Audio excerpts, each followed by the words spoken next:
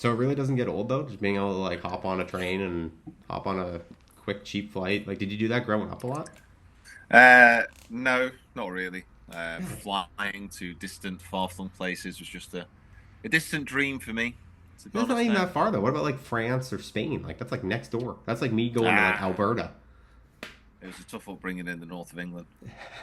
Yeah, we had to get a horse everywhere, so there's only a limited amount of people you could get on the back of a horse.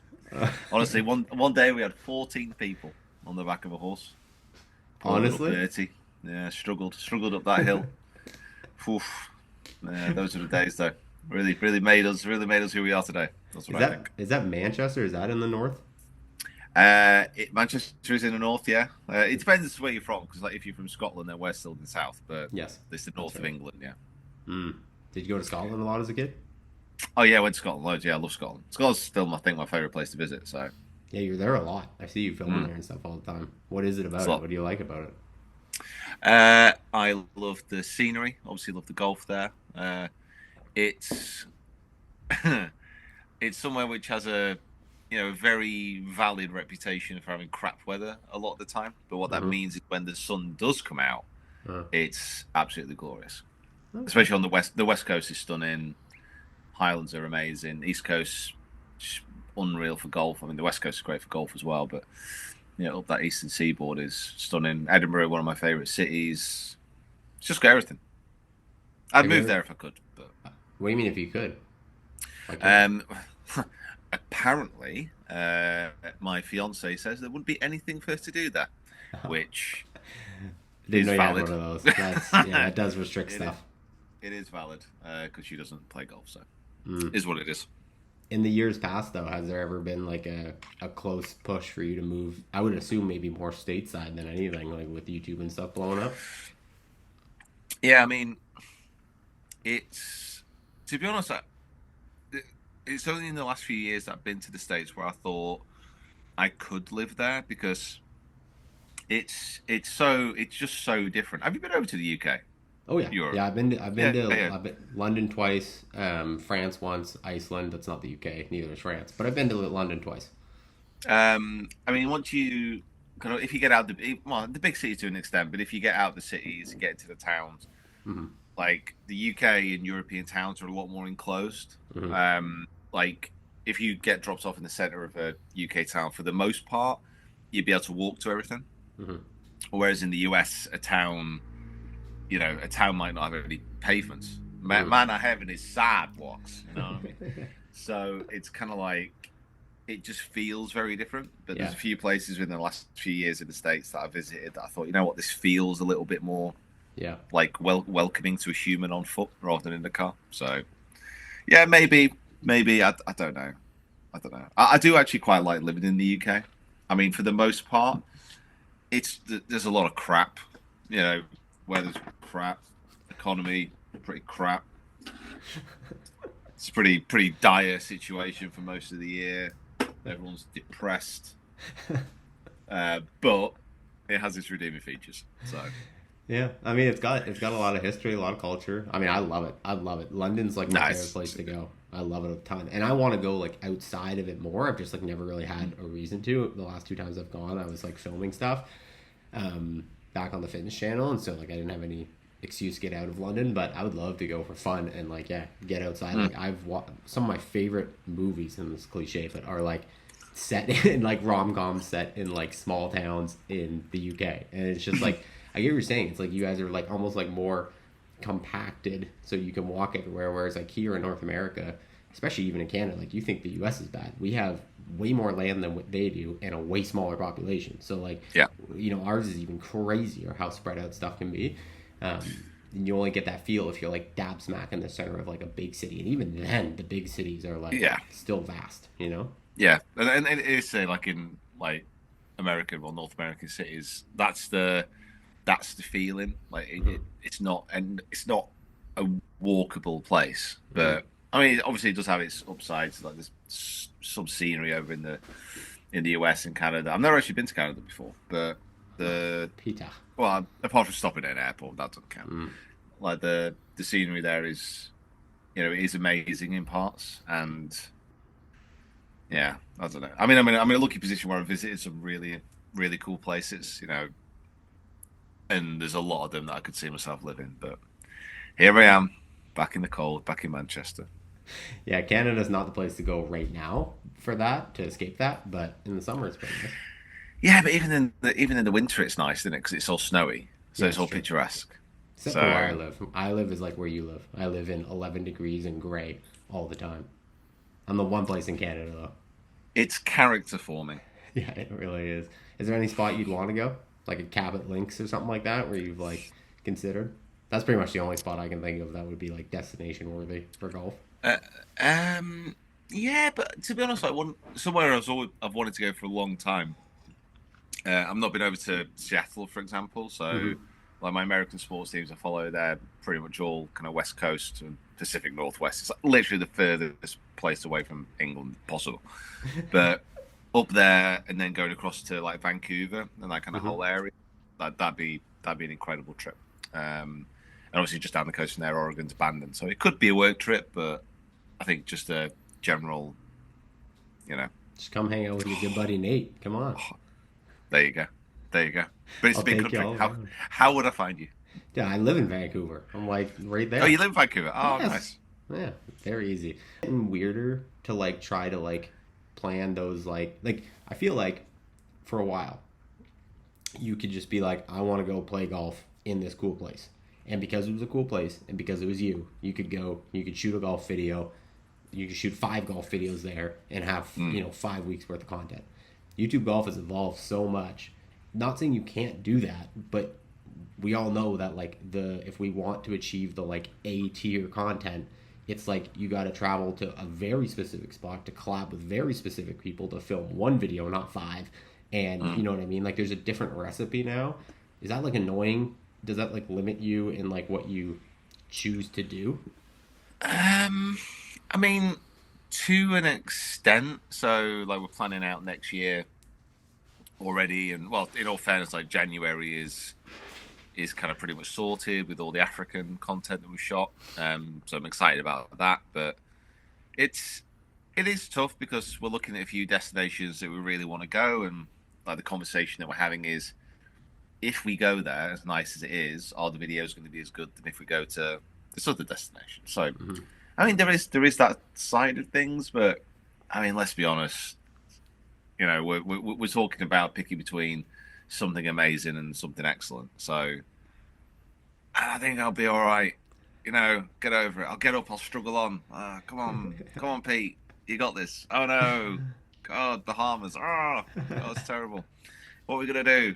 I think we'll be okay, Nate. I mean, it's annoying to an extent where things used to be a lot simpler in many respects, but that's the game that we're in. We're making content. People want to watch. People want to be entertained, and it's just an escalating scenario where the best content's going to keep rising to the top. So it's more of a challenge, but that's what's fun about it as well. Like if we just did the same stuff over and over again, would it be as fun? I don't know. Maybe not. So yeah, I'm absolutely fine with it. I think some of the people are getting a little bit worried about the amount of travel and the amount of filming and the amount of creators who are in golf YouTube now. But for me, I don't mind. I think it's good. I love that. Well, good for you. Does it though get a little stale or like not even stale, but just like does it stifle creativity to be like I know what I have to do to get a bunch of views right now, and it's like kind of the same thing that I've done before to get views, and that everyone else has to do, or is it Um, are you trying to think beyond that and find the next thing? Because obviously that would be like the ideal situation, but the easy like yeah, get 1 to 10 button is there right now, and we all kind of know how it happens. yeah. It depends how many. It depends how much of a risk that you want to take Yeah. as well. So there are different ideas for content that we could do. Um, if they would work, you know, it's always a little bit of a gamble, but no, I don't. I don't honestly. I don't think there's too much of a risk of being stale. One of the very best things about golf is, you know, if you compare it to, I don't know, a sport like football, soccer. Um, we're looking at something there which is played on pretty much the same pitch, same Mm. dimensions. And to be more creative in that space, I think is more difficult than being creative in the golf space, because Mm. even if you are really, really stuck for a video idea, you can always fall back on the course, the Mm-hmm. canvas that, you're going to be filming on. That could be the basis of a video, it could be the backdrop of the video. If worse comes to worse, there's always that option of going into an incredible golf course. So yeah, I'm really not concerned about it becoming stale. Yeah. To be honest, though, if you think about it, if you think about golf has been around for about 500 to 600 years. Like, if it was gonna go stale, it probably would have done it by now. You know what I mean? Totally. I think we're okay. Don't Yeah. worry. I think we're I'm, okay. I'm not worried. Nate, don't panic, Nate. Seriously, stop panicking. You're Nope. worrying me with how much panic you've got going on now. It's all Yeah, good. I'm a panicker. You got me. You got me nailed down. I'm very high strung. No, I think it's personally, I've always been gravitated towards the more like ground level content of like you want, like, for example, the birdie idea. I kind of give you credit for that because I think, I don't know if you invented it, but you were the first one that I think really hit because it was just a good idea and it was executed well. The one you did in Mm. Norway, I think it was. Was it? Was it Norway. Norway? Yeah, Yeah, yeah. Norway. That was like one of my favorite videos of the year. Like, it was just like, it was raw, it was emotional, I was invested, my heart rate was getting up when you were like getting close to some of the holes. Like, I can't tell you the lack of times that happens in videos I watch. Like, you're usually just watching them for like ground level stimulation, but this was like, Mm. it was really good storytelling. But my point is that that was just you at a course, and I gravitate towards that type of content, and I do feel like you said that there is always something that can come from that, whether it be the mystery of how you're going to play, the mystery of this golf course I haven't seen. Like, there is innate story in it. But I do think, especially, I'm just interested to hear your thoughts, because as a creator that's Mm. been in this for so long, you've seen the ups and downs, the rises and falls. You've definitely dipped your toe in, the mass collab 1 of 10, everything for views, nothing else matters type videos. You've seen that, you've been part of that. You guys did that collab week, but you also are still one of the creators that I feel like still has like true to yourself, wholesome content that like is still, you're not afraid to put it out, if that makes sense. That's how it feels to Yeah, me, anyways. yeah. I mean, the Norway video is an interesting example because it's a video which it's been done before in a way. So Seb on Golf, who's kind of creator over here, part of Big Wedge, like their CEO, I suppose.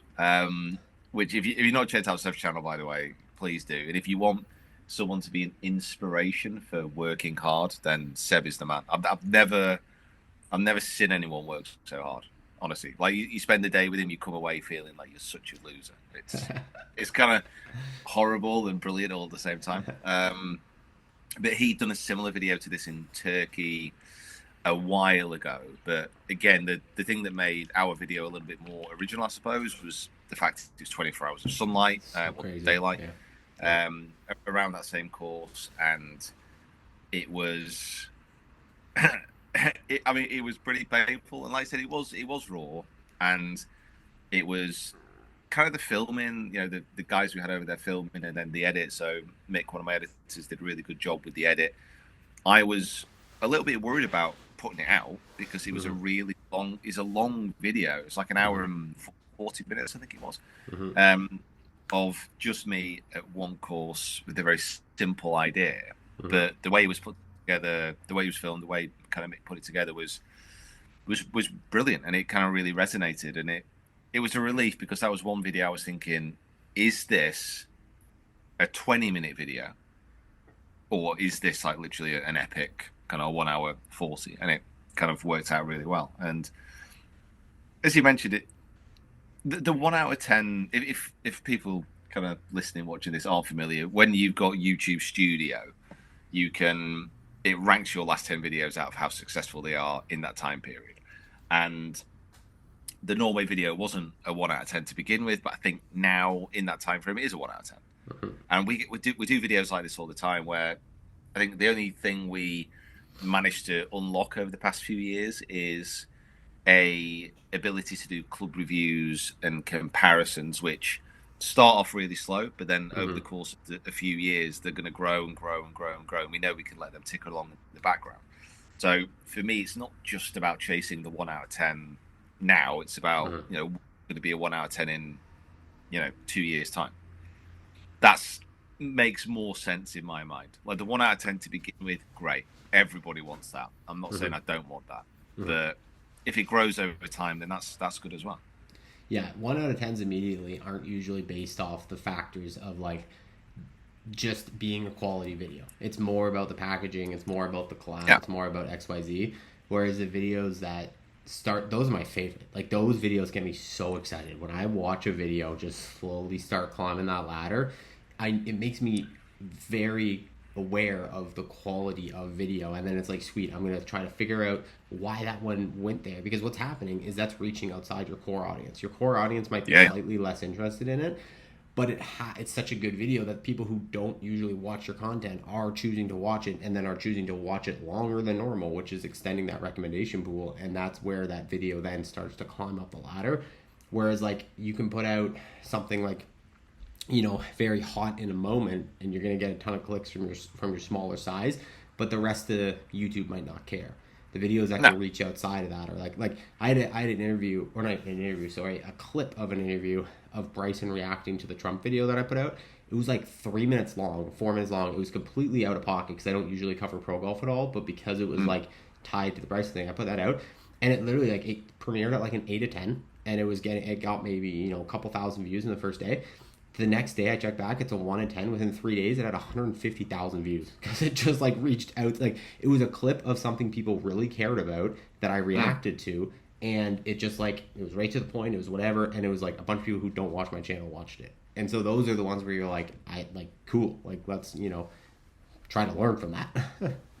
Yeah, and that's the key. It is taking those examples, learning from it, trying to, and you see this all the time. If a video idea works, how can we redo that video? How can we make it better? How can we, make it interesting without like just repeating the same old things? Mm-hmm. And everyone does that, and it's a good tactic to use, because if something's working, then it's working, and then it's trying to introduce those new ideas, trying to make those a success, so you can start to siphon off the video ideas that aren't working anymore or that haven't worked when you thought they would. It's great. I mean, Yeah. it's an exciting kind of industry, and it's an exciting process to go through. We could be doing something else which is easier, but Mm-hmm. it wouldn't be as rewarding when it works out. It If you also could, would be as devastating when it goes wrong. But that does suck. If you could walk me through like what you would consider the evolution of your channel over the years in terms of content, is there one? Is there like a framework you can point to where it's like, I obviously at the very beginning I know it was like teaching videos, but like take me from there to now and how you see, because I also see, and I've heard you talk about potentially a shift in club reviews if you were to sign a club deal and things of that nature. Like, yeah, take me through a little arc if you can of your content. so probably the best way to describe it is, so I was doing YouTube for it's been about 6 years, and it was coach videos, it was course vlogs, but that was me doing it on my own. So filming most things, editing most things. And then it had reached a point where I'd managed to save just enough money that I could employ 2 people for a year. And if it didn't work out, it was fine. Yeah, I'd have lost the savings that I'd made from YouTube, but it was worth a gamble, because ultimately, unless you're like a Casey Neistat, Mm-hmm. there's only going to be so much that you can do on your own. Mm-hmm. Because at the end of the day, I'm a PJ Pro.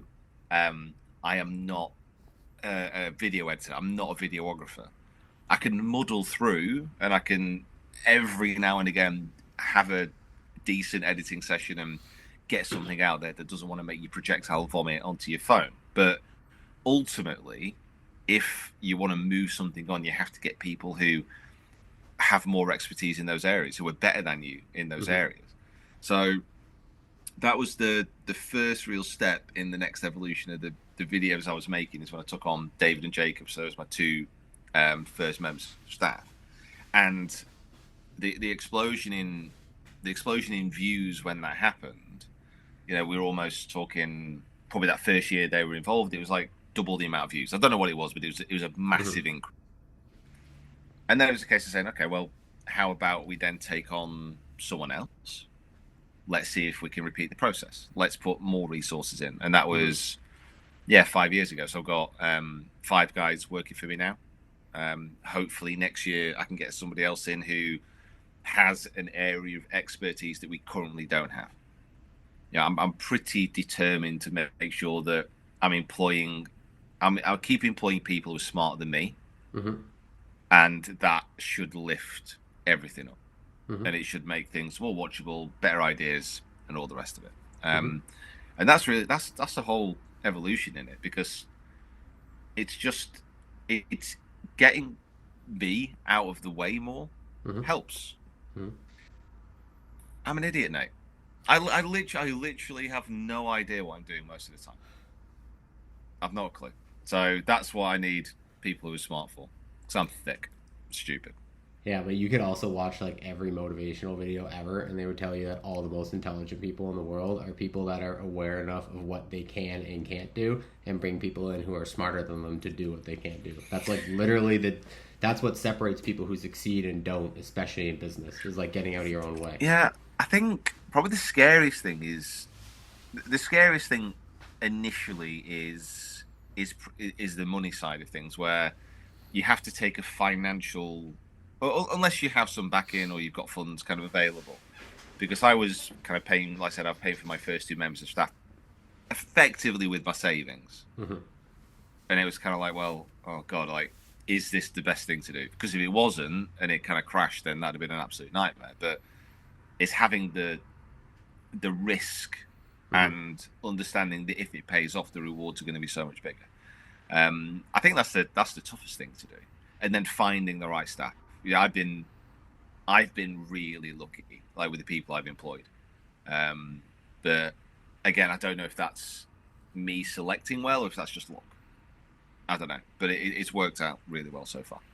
Yeah, I think it's probably you selecting. I think it's probably luck, and I think it's probably like company culture too. And like, sounds like you really empower these people to like do what they do well, and you probably give them a lot of freedom to, you know, be the creatives that they are, and that is what I think excels everything. Is like you're probably not in there micromanaging. Like I've Oh, been consulting now for a couple of years. I work with channels, and I see that a lot of the time is the creator will be in there trying to micromanage everyone.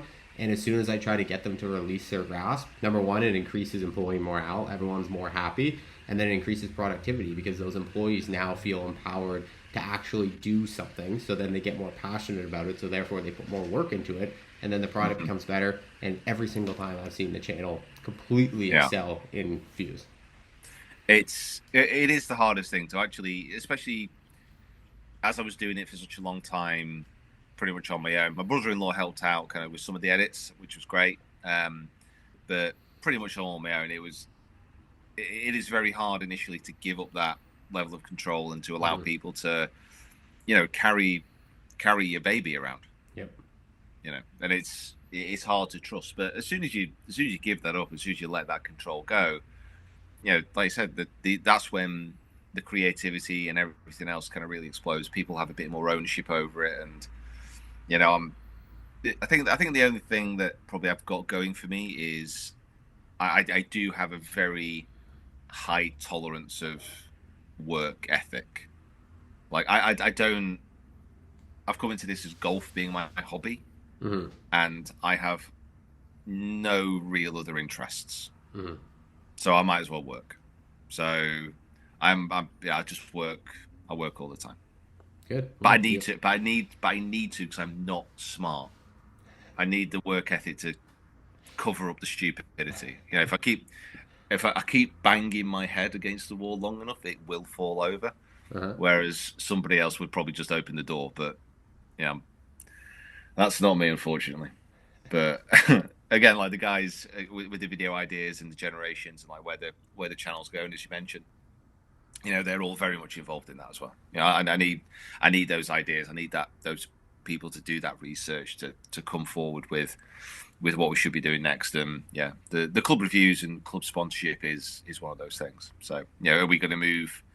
Well, I think we will move into more of a trying to work with a brand very closely to utilize the assets that they already have. So like player videos, tour pros and all the behind the scenes stuff that we probably won't get access to if we carry on as we're doing at the moment. And you see it all the time. All the big brands are, investing within the creator market because they know that's where a lot of the attention is. And it should open up more and more opportunities, which I'm looking forward to. Is there been something, has it just been the fact you like to do club reviews that's held you back in the past from committing to a brand? Yeah, I mean, I do like tech. I like the idea of being able to give that information for people to, make the best choices possible when they're getting tech.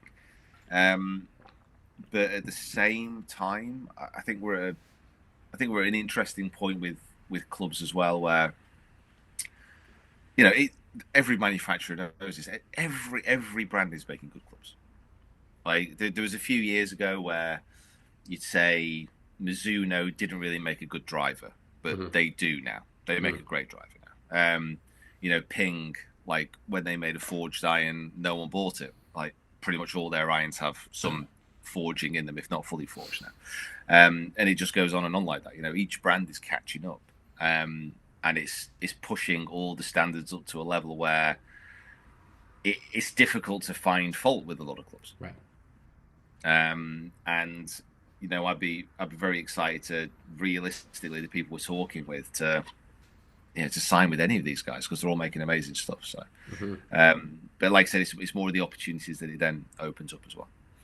Is there like a bigger financial, and obviously you can just not answer this if you don't want to, but is there a bigger financial incentive for signing with a brand versus doing the club reviews and being able to get the AdSense? Does one outweigh the other? It's close. Yeah. Okay. It's close. So with the numbers that we've been doing, it's if we stop doing the club reviews, what would the minimum deal with the manufacturer have to be to make up for that? Yeah. But that's not to be honest, that's not the most important thing. It's more, we could sign with this club manufacturer and they're offering this huge amount of money, but actually, are they going to provide the extra access to make the videos? Okay. Because ultimately, that's what matters. You could get a large upfront sum from a manufacturer, but if the content doesn't improve, then the audience will filter away. So it doesn't make sense to do that. But the people, I mean, when is this video going out now, do you think? Like later today. Oh, right, today. Okay. Yeah. Well, we'll put it this way: we're in late stage conversations with a club manufacturer now, and I couldn't be more excited. So okay, great, perfect. Yeah, it's gonna be great for you, man. I think it's cool too because the money. It's not a bad thing to pick the one that had more money if the more money was what was going to give you ability to make better videos. Like if let's say like you were at one employee and you're like, if I got one more employee, I know I could put out 2 videos a week instead of 1, then just straight up getting more money is valuable. But yeah, like you're saying, you're kind of in a position where it's like you can get more benefit from a manufacturer that's even not monetary in order to increase the level of content, which ultimately should be our goals always, is like, how do we make better videos, and this is going to allow you to make, and I would agree, like, I think you go and you, personally, if I was to try to decide on what clubs I wanted, if I wanted new clubs, I would just go to a fitting and let the fitter fit me and try the clubs and whatever. I know that's not everybody. I know a lot of people probably just go buy off the rack, but like you were saying too, it's like, I feel like nowadays it's like you almost can't go wrong. Like if you walk into like a Golf Town or a Golf Galaxy or whatever, and you just buy like a new 2024 set of, game improvement irons, you're probably going to be good no matter what you buy, or like buy a new driver. Yeah. So it's almost like, I don't want to say the value of club reviews is decreasing, but like, I don't know. Do you think that would be a thing? Do you think the value of them is losing as that all the brands kind of get closer? Potentially, but to be honest, I don't know. I'm not sure because, like, as I've done the reviews over the past kind of 4 years now, pretty much, I've always managed to find something within that club or something within that brand, something within that story, which allows me to make a good video. So I've always managed to find something, and I've always managed to provide information which I think helps. But I don't know. I think as well for me, I think there's more interesting things that we could do, and things which I'd probably be more passionate about. I still enjoy and I love doing club reviews, but some of the potential opportunities that are going to come up for me, I think YouTube golf watchers would be more interested in watching them than they would in maybe club review they do. But again, that's just my current kind of feeling, my current thinking. If everything falls through and it doesn't happen, I'm still making club reviews. It'd be absolutely fine. Like, I love shiny things. It's great. Yeah, that wouldn't it really wouldn't be an issue. Totally. I think it's so interesting too, the money conversation, especially when you're talking about employing 5 people. Like employing 5 people on a YouTube channel with less than 1 million subscribers. I feel like YouTube golf is one of the few like areas where that's like a reality, because there's so many like, 18-year-old YouTube kids who have like Mr. Beast style channels who have, 1 million subscribers and probably make like an eighth the money that we can make in YouTube golf, like due to like CPMs and RPMs. Because like, Mr. Beast has talked many times about having like a $3.50 RPM on his videos. And like, that's, I mean, if people don't know, I've talked about it in my How Much Money Do YouTube Golfers Make, but like, you can get RPMs upwards of like $20-$25, CPMs upwards of $40, $50 in YouTube golf, depending on the video, which is like, that is astronomical compared to the other. Like, did you ever expect to be in this position when you kind of like, even when you started seeing the channel grow? Like, I feel like this must be like so much bigger than you thought it could go. Yeah, like yeah. I mean, I never really saw myself in a position where I would be able to. First of all, I never thought I'd be in a position where I could actually employ people. Yeah, And then now it's okay. Well, we're thinking of adding extra staff, and that for me it's crazy. It's actually something which I'm really. If I was to boil everything down, it's maybe one of the things I'm most proud about.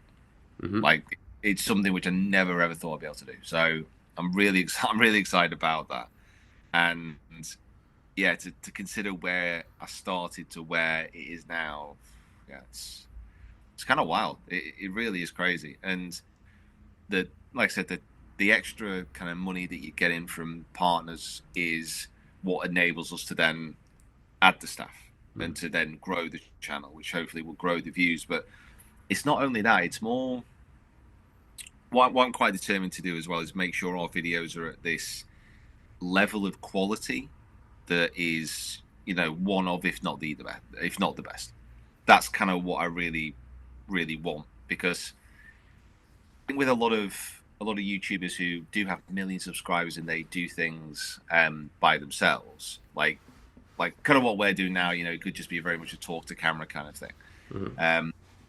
When we're out filming a YouTube video on a golf course, if you want to bring that to life and if you want to make it the best possible, you have to have people. Like a minimum of 2 realistically next year for every course vlog that I'm doing on my own. Like, we're probably gonna have 3 people at all times, and that's a lot. That's a lot of people. So that's what it can be quite worrying. I think if you're starting out in this and you are just making videos on your own to say, okay, I'm going to need X amount of people to do this with me. Yeah. But I'm pretty determined that if we keep on upping the quality of the videos, then the views will increase. People will watch more. More opportunities will become available. Because for me, this has been one of the biggest eye openers for, let's say, the Creator Classic, the PGA Tour one. When I was chatting to them afterwards, they invited me over some other people who could have been invited. because of the video that we produced from the queue at Myrtle Beach. Mm. So that video has been watched by people in the PJ, and they said, okay, this guy is making videos of a standard that I think we should invite him. And that's kind of like okay, cool. I mean, that video, I don't know what it's on. I think it was 300 and something last time I checked. So as far as views goes, it's okay. It's decent. It's not too bad. But the quality of that video then allowed us to be invited to something else, which is then opening more doors. And, you know, it's something which is self-fulfilling. You know, make better videos, better things will happen. Which is a terrible gargling of words there, isn't it? You can come up with something better for me now. Put it on a poster. Dude, that Myrtle Beach video, I made a video about it. I think I messaged you about it. Like, I watched like 4 seconds of the actual queue at Myrtle Beach video, and it was so trash compared to yours. It wasn't even funny. Like, yours was the best video, not only put out by the creators, but better than the actual event video by like an absolute long shot. It's the only one I watched. It was like so good. That's nice. Thank you. Yeah. That's nice of you to say. But and it's true. I literally made a video about it like the week it happened. Yeah, it's good. I mean, stuff like that is nice. It is nice. Crushing it. Yeah. Does it ever get like a little tempting to just like, you know, mail it in gently more, hire a few less people, and buy a couple more Lamborghinis? To be honest, I don't like. I don't actually have that expensive taste. And I want to get a Lamborghini anyway because my good friends at BMW produce the best cars in the world. So, you know, they're called the ultimate driving machine for a reason. Well, there you go. Right. As I pulled into my driveway this evening in my i5 Touring, I thought, man, what a beautiful drive that was back from my home. Oh, listen, if they ever want a Canadian driving around in Vancouver, you just let me know. I will also say the same thing. But I'm honestly, mate, I'm like I said, this is my golf is my hobby. I love what I do, so I don't mind spending the money I'm making on. Like, it's probably not the best planning for the future in many respects, but like I think while we're doing something which we're really good at, that's working, that we're still passionate about, we might as well just go all in on it. Because, like I said, I didn't expect to be in this position now. So in 5 years' time, if I keep doing that, I've no idea. I've literally no idea. I do get asked this a lot, like, you know, what is your plan? Like, what do you want to be? 2 years, 2 years, 5 years? You know, where do you see this going? Nate, I've no fucking idea. Not a clue. There's things that I think we could do that I think could be great, but realistically, you know, started this channel 11 years ago, freezing my ass off on a driving range in Manchester, doing a coaching video on pitching, which was horrendous, and now we're doing this. I'm talking to you in a different country about golf YouTube, which has grown into this whole different thing. Like, literally don't know what could happen. It's wild. It's great. What about after YouTube? Have there ever been any thoughts of that? Like building like almost like an exit strategy, whether it be like a business that lives beyond you. You know, you have your podcast. That's something you can obviously do from a more retired sense than, you know, actively traveling and creating the videos you're creating. Like, at some point, I'm assuming you're probably going to want to stop doing that. Do you have you ever given that much thought? I'm not a future guy, but I mean, honestly, it's just the only thing I've thought kind of seriously about, and as you said, it will get to a point, because I think last year especially, we travelled. This year, we travelled so much. Yeah. Like, I think the last 6 months of the year, if I've been away for any less than 4 of those months, I'd be really surprised. Like, it's just been constant. It's been amazing, but it's been constant. So at some point, I'm going to be like, you know what, I'm probably not up for that anymore. But even when I'm saying that in my head, man, we go to such cool places, it's kind of like, why would I want to stop that right now? But at some point, I would want to stop. And the other thing I really give serious consideration for, I'm still a PJ Pro. I still enjoy coaching. You know, I could quite easily transition into that again, and yeah, that's not bad. That's not a bad thing at all. Like I said, the queue at Myrtle Beach, it opened up a few opportunities for me as far as, could we do something within production?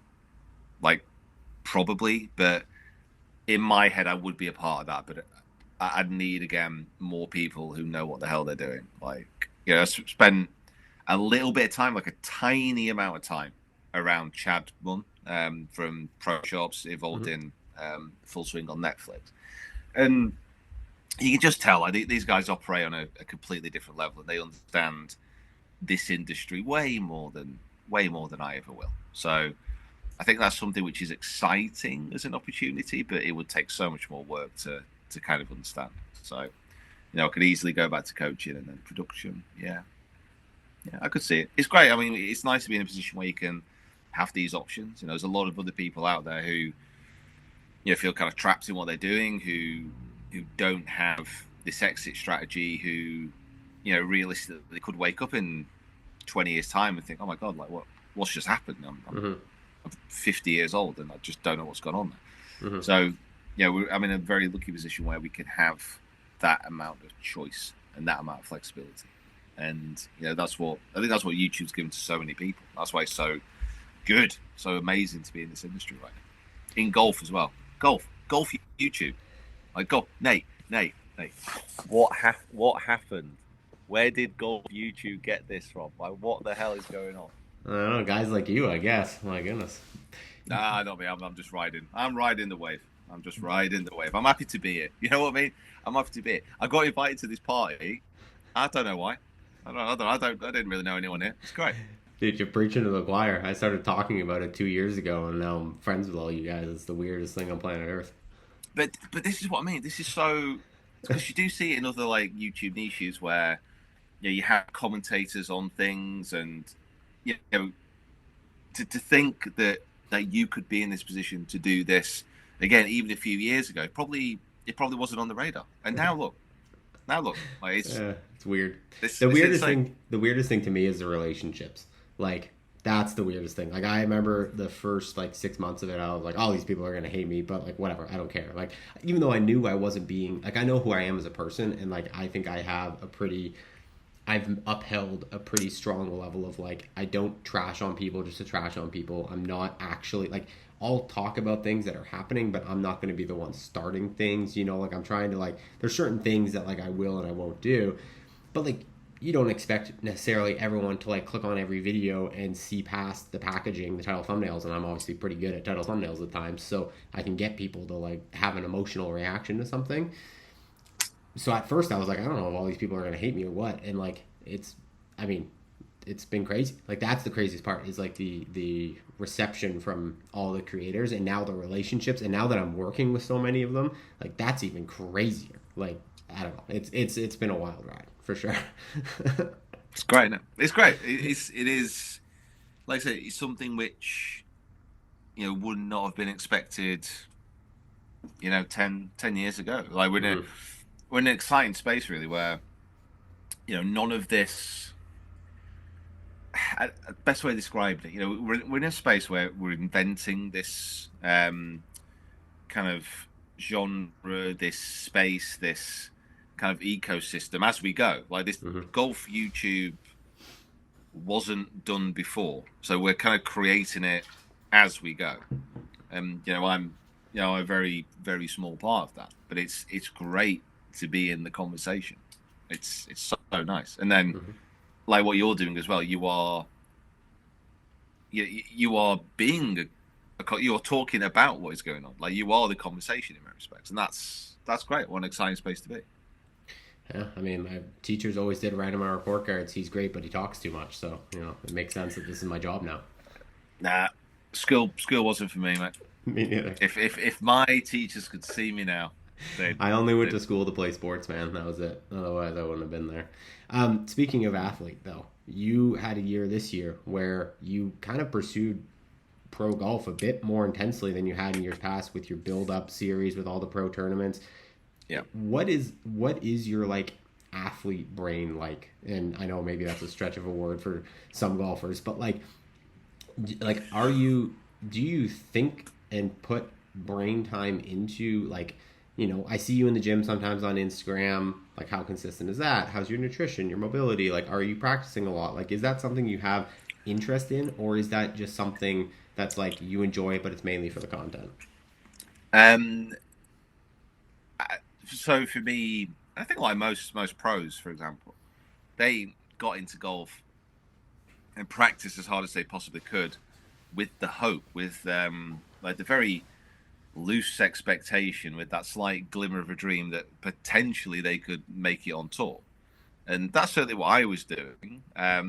It became apparent as you start to get down into scratch handicap, as you start to play against the very best golfers in your area, when you start to enter pro tournaments, that there are levels. And very early on, I kind of understood that my level was nowhere near where it needed to be to make it on tour. So it didn't really dissuade me from trying to get better. Hmm.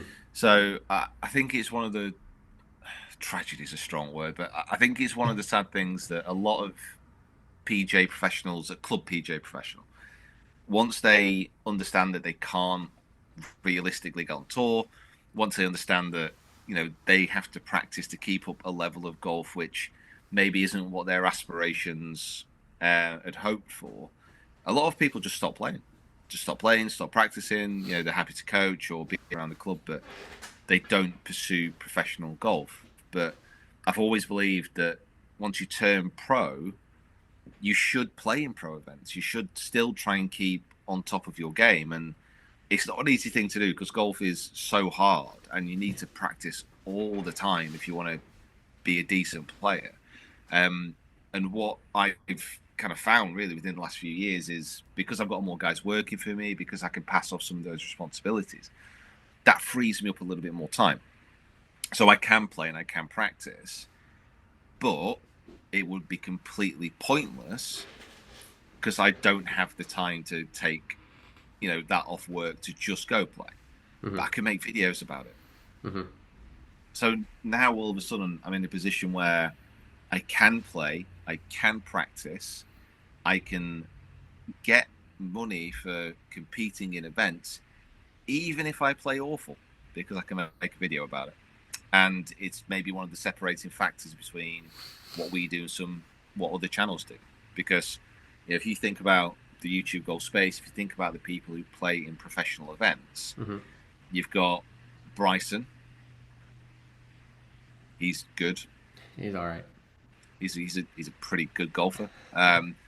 And then the other guys who really do tournament content, to a large extent, you've got the Bryan brothers. So they're both amazing golfers. So then you've got kind of me, who kind of just mediocre, can have good rounds, can have crap rounds. But No, but I'm dude, I gotta stop you for a second. That's crap because you are the only other creator other than maybe George and this year Luquan, but that actually performs consistently well in pressure situations. Yes, you go out when it's not serious, and sometimes you have bad rounds. And I know, like in certain competitive rounds, whatever.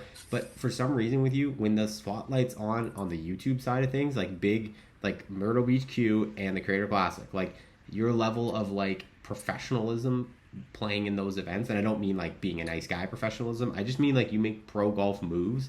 That is elite. That's like you have a different level of like pro consistency, I think, than any other creators. I mean, that's again, that's very, very nice of you to say. I think over the course of the year, in all the events that I play on, I don't manage to keep that for you, but I don't think anyone does.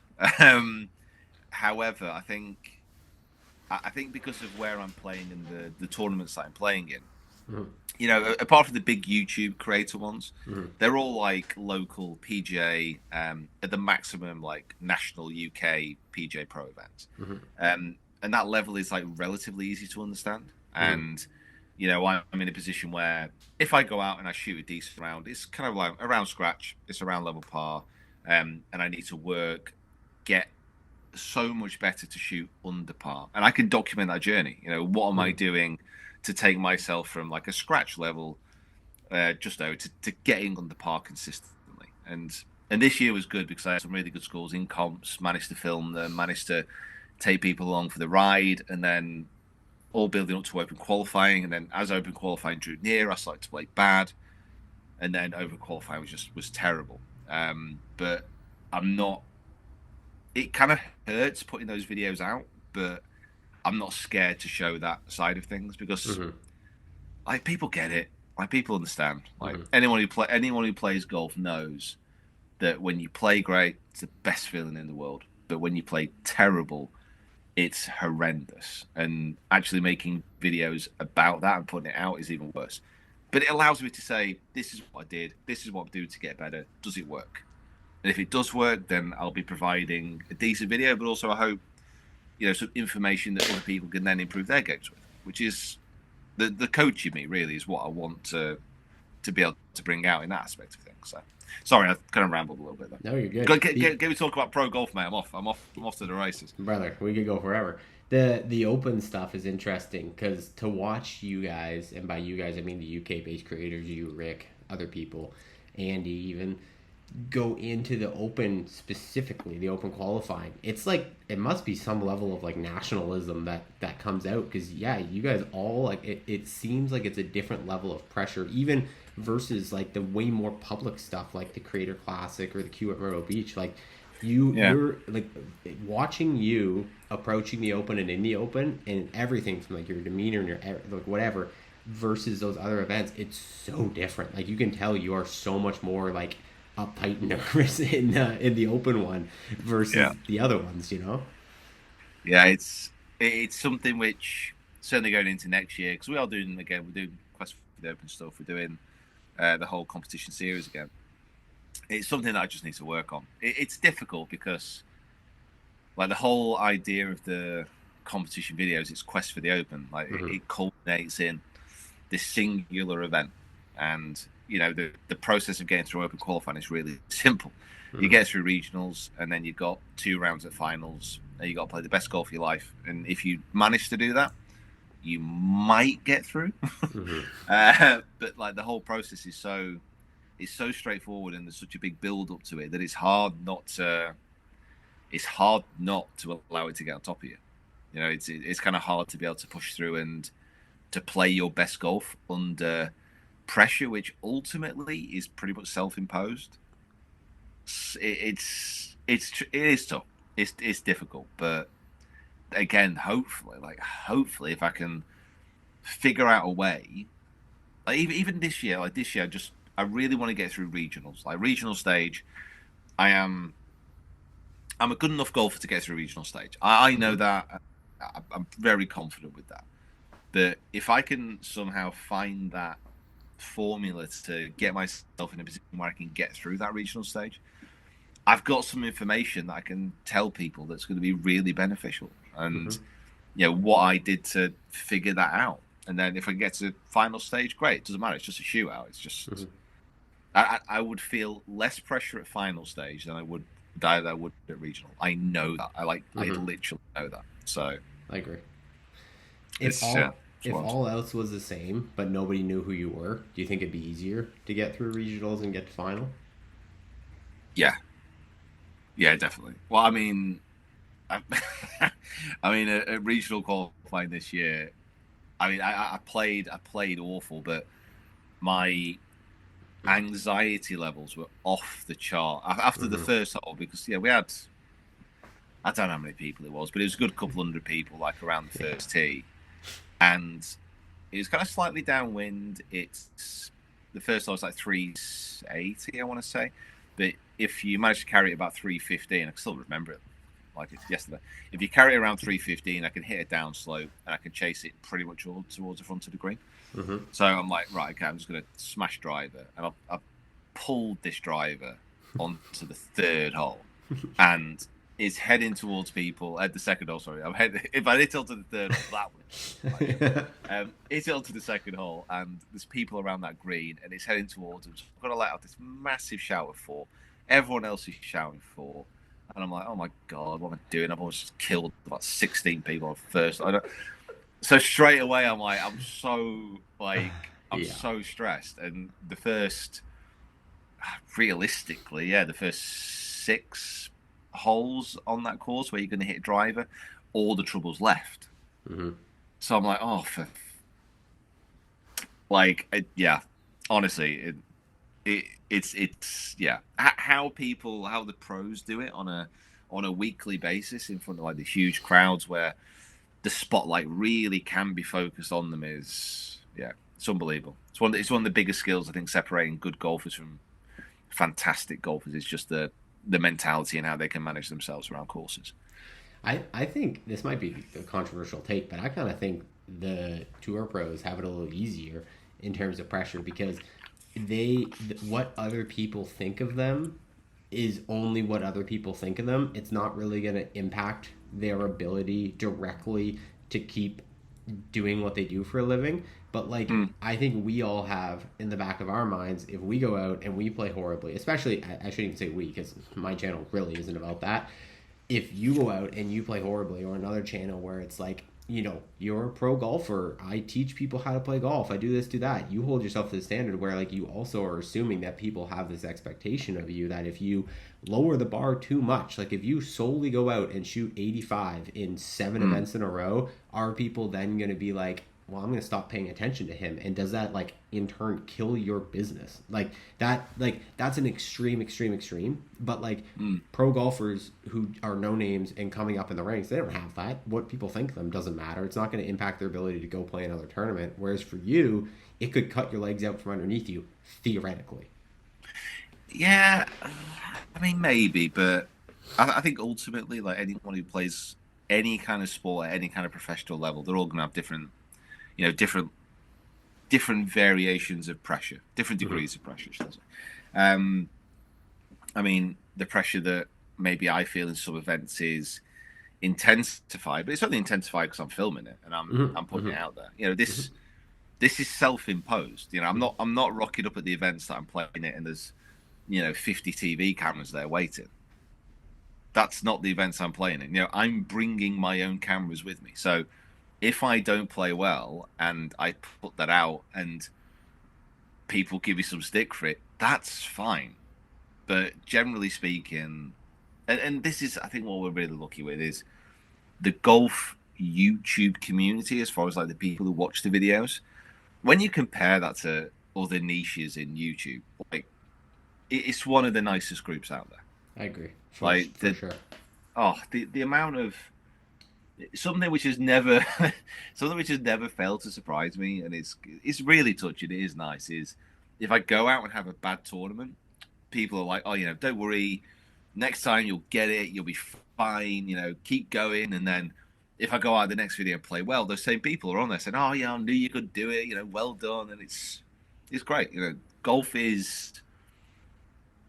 I think golf is great, and the golf community is great because, as we mentioned, people know how hard it is, and golf is something which, whatever level you play at, whether you're a 54 handicap or a scratch golfer, everybody knows what it's like to play badly. Everyone knows what it's like to play well, and everyone knows how hard it is. So it's it's a very easy thing to be uh, sympathetic towards. Like if someone else plays bad, because you know what that feeling's like. Mm-hmm. Like if someone else three putts from 4 feet away, and they tell you about it, you are automatically empathetic because you're like, oh, that must have sucked. Yeah. That must have been crap. Oh, I was on the first tee and I shanked it into the car park. Admittedly, you will laugh, but at the same time, you will be like, "Oh, mate, I'm really sorry. That must have been really bad." And Mm-hmm. like, you could feel it. Like, if Mm-hmm. somebody like the S word, probably should have said it out loud. If someone hits a lateral shot, like, Uh-huh. also automatically, you understand what that's like. Mm-hmm. Like, if a football player goes out at Wembley and misses a penalty in front of 80,000 people, I can't empathise with that. I've Mm-hmm. no idea what that must be like. It Mm-hmm. must be terrible, but I don't know. Like, Yeah. I've no idea. I've Yeah. absolutely no idea. But golf is great because people understand what it is. So, yeah, yeah. Sorry, I keep going on a bit. No, I you're I, good, dude. I apologize. I'm just enjoying having a conversation. This is the Peter Finch show right now, so it is much better that you're going off than I'm going off. So I'm glad. Yeah. Sorry, I I do catch myself just from the end of sentences though, and I'm like, I don't know what I've been taught. I've kind of lost what I'm on about. So It's if I good, do man. It's start good. rambling, just shut me up. I got you. I got you.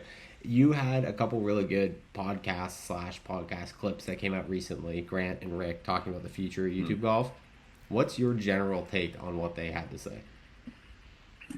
Um, I And understand. refresh if you don't mind to the people Yes. listening what they said. So in general terms, I think both Rick and Grant a little bit concerned about how saturated the golf YouTube landscape is. So like loads of creators coming out, everyone making videos, which perfectly understandably, if you're a new channel, unless you come with a very distinct idea of what you're going to do, you will have a look at what everyone else is doing and you will make similar videos because you'll Mm-hmm. see working and you'll try and do the same. Perfectly understandable. We all do it. I did it. Everyone will do that to begin. That's why you see whenever a PGA professional like myself comes into golf YouTube, their first videos are coaching because it's Mm-hmm. what we know, it's what we Mm-hmm. understand, Mm-hmm. and then you get on the course photos, all the rest of it. So I think their main concern is the oversaturation. It's the fact that YouTube, for example, rewards longer form content, Mm-hmm. and if me, not to say, but if let's say Rick, Grant, Brian Bros, Bryson, good, those guys all put a video out on the same night, Mm-hmm. and they're like an hour to 2 hours long. Mm-hmm. That is a whole week of free, kind of your free time taken up if you want to watch those videos. Mm-hmm. So it makes it harder to get your content to break through if other people are already watching something else, which I get and I do understand, but it doesn't. Honestly, it doesn't bother me. It really, really, really doesn't bother me. I think the more people coming into it is, I'm not going to say the more the better, but the more people who come in, the more people who bring fresh ideas, then that's great. And it just continues the cycle. If new people come in, they have new ideas. And because we see this all the time where it's kind of like, oh, this can't get any bigger. Like there can't be another big channel coming along. There's way too many big channels now. People don't want to see more channels. And then all of a sudden, bang, Taco Golf. But where's he just come from? Mm-hmm. Why are people watching? It, all these people who make good videos, they add something different. I think that's great because the cycle will continue. At some point, it's going to get to where my channel, for example, it's just lost that momentum. People are watching other people, and that's fine. Like that's the evolution of content. That's the evolution of videos. That's what's going to happen. I think the biggest trick and probably the skill on these types of things is understand that like we've been invited to this party, Mm-hmm. but at some point we're going to have to leave, Mm-hmm. or we're just going to be the embarrassing person at the back, kind of throwing up in the corner, having had too many shots that no one wants to go near anymore. It's just, at some point, it's just time to go home. And as long as there are other like really good content creators coming in behind making videos, I don't think that's a bad thing. And also, it's more like if other people come in and they make great videos, they get subscribers, they get good views. That's someone else that we can film with. That's someone else that we can collaborate with. I don't think it's a bad thing. And it's competition. Like, competition can be scary, but Mm-hmm. it drives people to be better. Mm-hmm. If people are making better videos than you, your response should be, "Cool, that is great." But next video I'm going to make is going to be better than that. Exactly. Yeah, you nailed it right at the end. That's what I was going to come in with. Was like I think a lot of it is just fear based. It's fear based, not necessarily Grant and Rick specifically. They're just ones that we're talking about on the podcast. But anyone who has a reaction to competition as oh no, there's too many of us, or this is like whatever. And again, not saying this is specifically what they were alluding to, but like that's a loser's mentality. Like Yeah.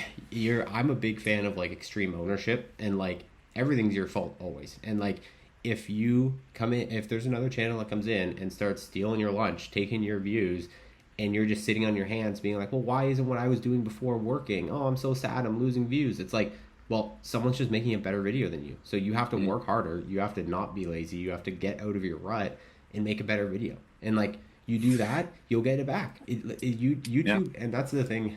I feel like I've noticed in the last 6 months, and I've talked to a lot of channels about, is like you guys as the creators are becoming in the big videos, so ones at tens or whatever's, you're becoming like a little less relevant. And what I mean by that is like it's there's so many good creators now and so many big creators that like it doesn't really matter which one of you puts out the next best video.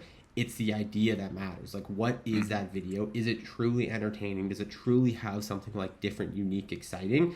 And if it is, it's like it could be you, it could be Rick, it could be Good, it could be Bob the Sports. It doesn't matter. If it's a great video, people are going to watch it. People aren't just clicking on your videos. Like, there's a small cohort of all your audiences that click just for you, like the person. But the ones that really succeed, it's not because of you. It's like you have to take yourself out of it. And it's just like that's why you can have, like a JNA who had like 30,000 subscribers at the time get 500,000 views on their dating video. It's like that had nothing to do with JNA. That was a great idea that they personally executed well. But, that can happen. It's also, I think, I certainly think with Grant and Rick, the impression that I got from them was, and like knowing them as I do, they definitely don't have a loser's mentality over kind of what they're doing on YouTube. I mean, we're talking about probably definitely the biggest channel in Rick, and then currently the biggest creator as far as like views and kind of engagement and all the rest of it. So. I think they know what they're doing, and I don't think they shy away from competition by any means. No. I think one of the point you just raised there was a good one, and it's something which might play into this a touch. And this is something that Rick was fantastic at. Certainly, kind of when he was having this massive explosion of subscribers, when he kind of got over 1 million subscribers, which hadn't been done before. Like no one really thought that was possible within golf YouTube. He got to that point by making videos which other people outside of golf and outside his current subscribers wanted to watch. And that was it seems so simple, doesn't it? It's like just make a video that people who don't currently watch you will want to watch. Simple, isn't it? Isn't that just the easiest thing? But it's so hard. It is so difficult to kind of get that breakthrough, and maybe that's one of the issues with like so much content coming out. Is it is hard to maybe get that video seen by as many people as you'd want. But I think that's the only one, maybe one of the only downsides. Yeah. Well, I mean, I gave him, I want to give Rick a ton of credit too, because he has. And, him and Grant, I agree with you, are the ones that are going to, like, take that competitive and, like, reinvent it. But one of the, like, criticisms I had in my response of Rick's channel specifically was that, like, it sometimes had felt like he had just, in his last 12 videos, 3 of them were really good, but he uploaded every 3 or 4 days, and, 9 of them were kind of just, like, ho-hum videos. And I'm like, if you just upload those 3 videos and don't force the other ones, then it's like, you're right back in the conversation of having the best videos possible. And by no means am I trying to say that he even saw that or would listen to me at all. I don't have that type of ego. But his last video was uploaded 2 weeks ago. He uploaded another one today, and it's doing really well for him. And it's a good video. It's a series that people really like. Him, James, and Guy doing their, essentially their Break 75 evolution. And his last 4 videos now the last 3 all have over 500,000 views. There's one with 2.2 million views, and this one's probably going to still get over 500,000 views. So it's like, the point I'm trying to make is like, it's almost like he made that evolution instantaneously of like, okay, yeah, we're not just going to put out 100,000 view videos anymore. Like, we're just going to only make the best videos possible. And if you want to be, I talk to creators about this all the time. It's like, you have to make a conscious decision. Like, are you trying to only make the best videos possible and be a Grant or a Bryson or a Rick? Because if you are, that might mean you go 2-3 weeks without uploading a video. That will mean every single video you make, you have to spend the most amount of money on. You have to travel, you have to collab, you have to, XYZ. Is that what you really want? Yes or no? And if not, that's fine. But you can't expect also to have those results. So it's like, the Grants, the Ricks, the Brysons, like you said, that I believe that is what those 3 want, and it's the reason why they are where they are. But it's also just like a different style of being a creator almost, Yeah, no, I'd agree with that. It's it's probably a sign again of how much things have changed. I mean, certainly when I got into YouTube, like everyone really, the biggest person out there was Casey Neistat, and Hmm. the way he uploaded daily, daily videos was the way to go. But Hmm. because there's so many people now, it's just not practical, and those results just don't come. I think probably the last person I saw really do it was Micah. It didn't really kind of filter through too much. And then the last time I think we did this was when I did a charity cycle last year. I think we released one every 2 days Hmm. for 20 days, and again, it just didn't really penetrate through. Not to say that the kind of bad videos. It's time. Like Hmm. people just don't have the time to watch all these videos, and Hmm. unless they have an evergreen note to them, they won't kind of push through in the future. So Hmm. yeah, it's just tactics. It's interesting, and then, like I said, it's learning as we go, and like trying to understand this and how it works and how YouTube pushes this content out, and then where he goes after that. Yeah, it's interesting because with Rick as well. Rick's an interesting case study with this because his Facebook views in his Facebook channel is also massive, and he does like that content there as well. Hmm. So it's where this goes, Hmm. and I think it's very easy sometimes to get like so YouTube centric, but Hmm. to understand that there are other platforms where people do consume kind of content. Hmm. Yeah, I don't even Obviously, know there's. yeah, I didn't even know there was other platforms. The only platform I've ever heard of is YouTube. That's it. yeah. I mean, I Is this am. other ones out there? Yeah, What is I this am. Facebook Oh, you dude, mentioned? I am transfixed. I'm a YouTube nerd. I always have been. And I'm same as you. It's all from Casey, so I know nothing about Yeah. YouTube. But what do you got? Little tease, little exciting coming in 2025. Give the people a little tickle, a little Peter Finch tickle before I let you go here. Whew, man. If there is anything. If not, you can just say bye and smile. It's okay too. No, to be honest, I think right now we're so this is what's the date today? December 13th. 13th, Friday 13th. Oh, Oh. oh man, I really shouldn't have kicked that black cat. So we've got. I think January is going to be interesting because we've got all the content from Africa. So Mhm. we've got Africa there. We've got a video scheduled for the end of January as well, which is signing for a club manufacturer. So Attaboy, attaboy. We'll talk so off hopefully camera. hopefully that all goes through. If it does, which is going to be amazing, it'll be an interesting one because then all of a sudden, even though the January content's coming out in January, we're going to have to like go through the fitting processes, get all the gear, Mhm. make the videos for February, and Mhm. then also film some things in January, in February. Again, if this happens, I don't know, but trying to get doing some stuff with the PJ Tour, Mhm. which would then be early on the year, then carry on throughout the year. We've got Quest for the Open is going to be again our main summer project. I've got a charity challenge which is penciled in for just after the Open, so I think it's Mhm. 10 days after the Open, which is going to be. If you think Norway was grueling,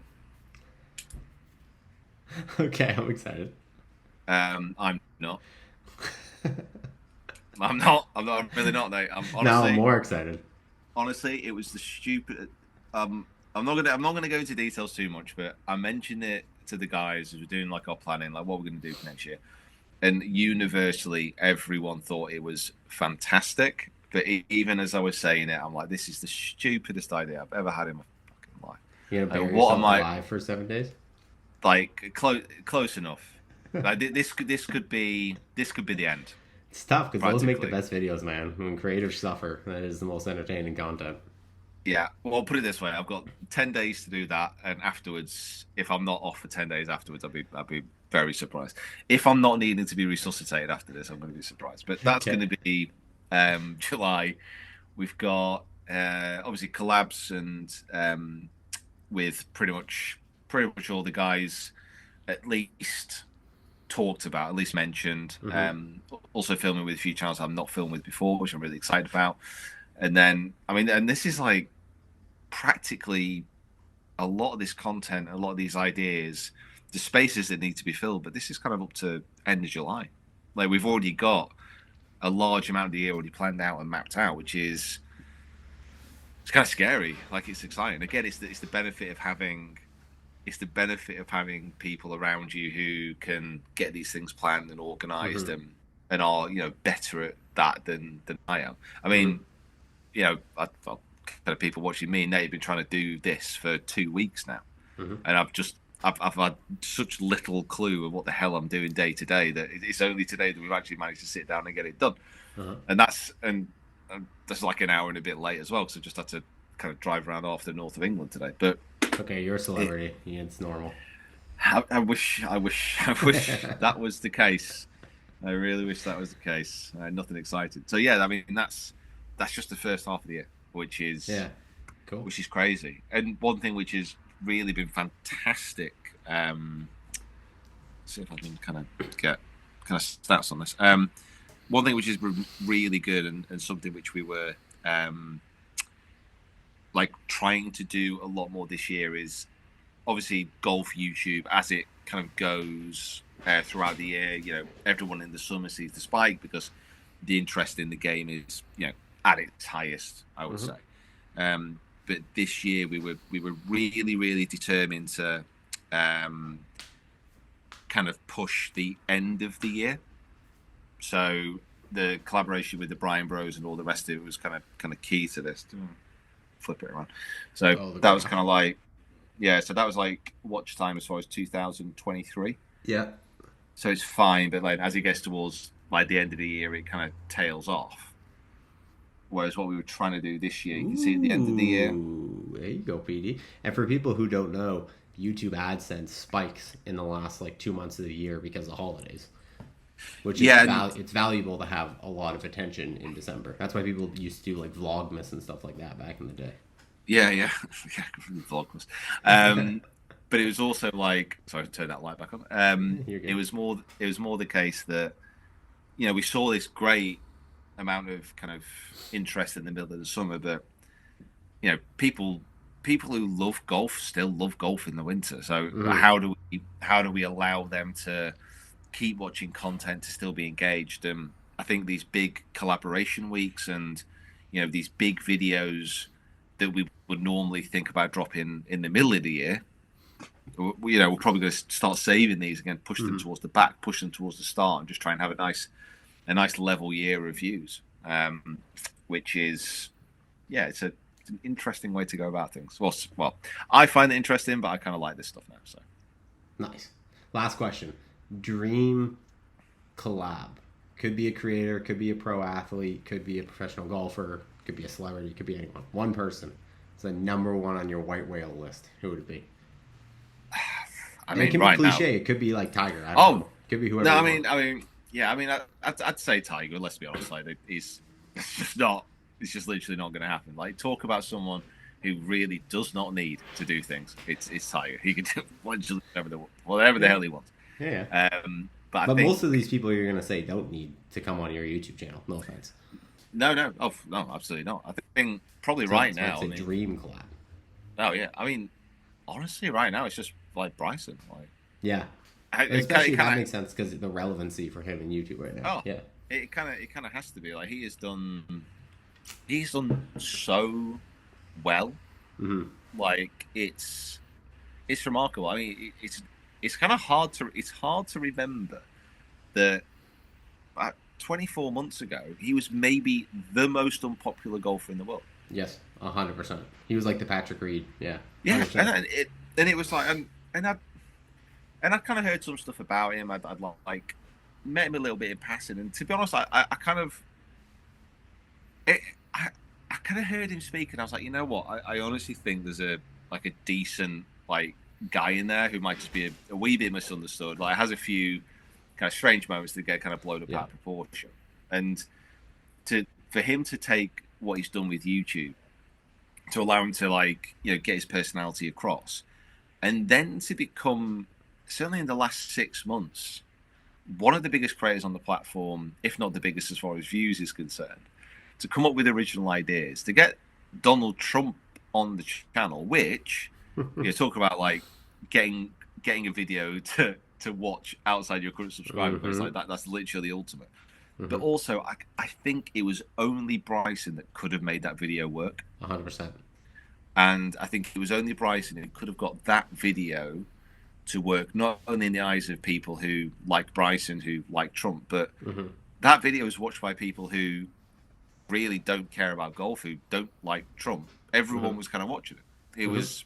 It was remarkable. I think it was only Bryson that could have made that work. Like he literally had the world gripped for 2 weeks hitting the Mm-hmm. ball over his house. Mm-hmm. Mm-hmm. I, I know. that's mad. Yeah. Think about everything that's come off the back of that. How many people have you seen like hitting balls over houses or whatever? And this is day one of me trying to, Yeah. hit over my car or whatever it's going to be. It's like spawned this whole kind of weird, strange ecosystem. Yeah. Yeah. I mean, I think Bryson's sick. I think Chase, his like YouTube guy, is going to be the highest paid YouTube whatever whenever he stops working with Bryson. Like the any creator is going to offer their left nut to get that guy because I that is like it's him. It's not. I'm not like Bryson has very little to do with us other than the fact he's good on camera. I guarantee you he's. I could be wrong. I could be wrong.